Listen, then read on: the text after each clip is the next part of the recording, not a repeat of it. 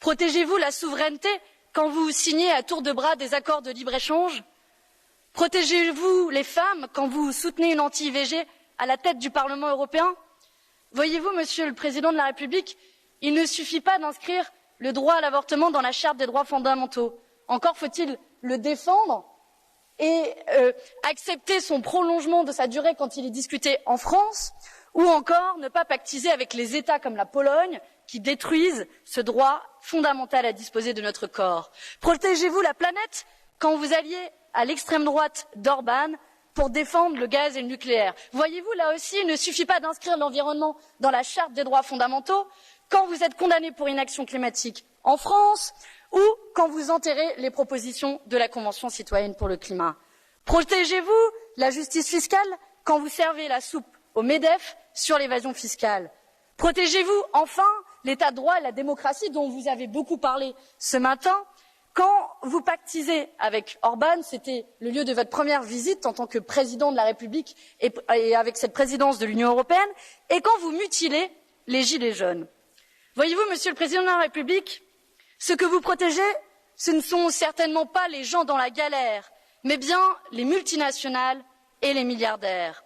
Alors, vous annoncez en grande pompe, on l'a vu au moment de la présentation de la présidence française, un slogan « Relance, puissance, appartenance ».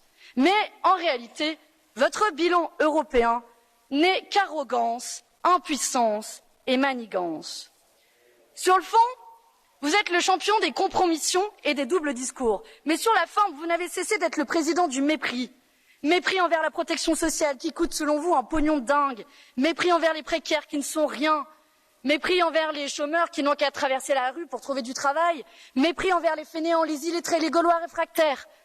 Et un mépris qui s'exprime aujourd'hui encore envers vos partenaires européens, envers nous, députés européens, quand vous choisissez de maintenir la présidence française de l'Union européenne en pleine campagne électorale. Oui, Monsieur le Président, vous êtes le président du mépris, mais au moins vous l'assumez. Et comme vous l'avez résumé, le peuple, vous l'emmerdez. La presse s'est d'ailleurs arraché les cheveux pour vous traduire. Ils ont bien fait car cette insulte, vous pouvez l'adresser dans toutes les langues aux peuples européens. L'égalité femmes-hommes, vete al cuerno. La justice sociale, scegli of si. Le climat, facciamolo incansare. Nos droits fondamentaux, peace off. Mais reconnaissons-le, il y a des gens que vous n'emmerdez pas. Par exemple, vos amis les milliardaires dont la fortune a doublé pendant votre quinquennat. Voilà ce qui résume l'essence de votre politique, Monsieur le Président. Aux travailleurs, aux précaires, aux activistes, les insultes et les coups. Aux profiteurs et aux pollueurs, les cadeaux et les mots doux. Chers collègues, ne soyez pas dupes, vous avez en face de vous Docteur Emmanuel qui a fait beaucoup de promesses aujourd'hui, je dois le reconnaître, mais vous avez aussi un Mister Macron qui est en réalité celui qui casse nos droits sociaux, réprime les mobilisations et n'a rien à faire de l'urgence climatique. Alors comment voulez-vous croire que vous ferez en Europe le contraire de ce que vous avez fait en France? La présidence française ne devrait pas être un marchepied électoral. C'est une occasion historique de rebattre les cartes du jeu.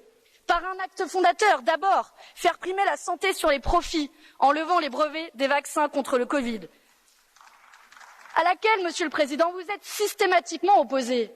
Alors, la charité dont vous parlez encore aujourd'hui, elle n'a que de sens quand des millions de gens à travers le monde n'ont pas accès aux vaccins, parce que notre pays, la France, mais aussi la Commission européenne, n'a pas respecté le vote de ce Parlement européen pour défendre la levée des brevets sur les vaccins.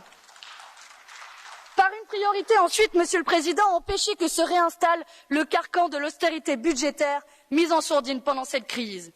Dans votre monde lointain, ce sont peut-être que des lignes comptables, mais dans notre monde réel, ce sont des gens, des aides sociales pour manger, des services publics pour apprendre ou se soigner. Les Français l'ont déjà dit en 2005 lors du référendum, on n'en veut plus de ces règles, car soyons lucides. Si on veut demain renationaliser le fret, interdire les pesticides, développer des cantines bio ou locales, sanctionner les paradis fiscaux européens, il faudra assumer de se confronter aux règles européennes qui nous en empêchent. Et je conclus là-dessus. La France est un pays fondateur, la deuxième économie de l'Union européenne. Elle a les moyens et le devoir d'imposer un principe, la non-régression sociale et écologique, pour que plus jamais une norme européenne ne vienne amoindrir nos droits ou ralentir la lutte contre le dérèglement climatique. Alors citer le général de Gaulle est à la mode dans ces temps de campagne. Alors pour reprendre ces mots, c'est avoir une certaine idée de la France que d'oser, ou même l'audace dont vous parlez, Monsieur le Président de la République, oser montrer la voie, oser incarner la résistance aux dogmes austéritaires et autoritaires. L'histoire jugera l'occasion manquée de votre présidence française de l'Union européenne, sacrifiée sur l'autel de votre ambition personnelle. Mais après l'élection présidentielle, il restera 2 mois pour agir à l'auteur de l'urgence et renverser la table. Par la volonté populaire, avec vous, en avril, nous assumerons nos responsabilités, Monsieur le Président de la République.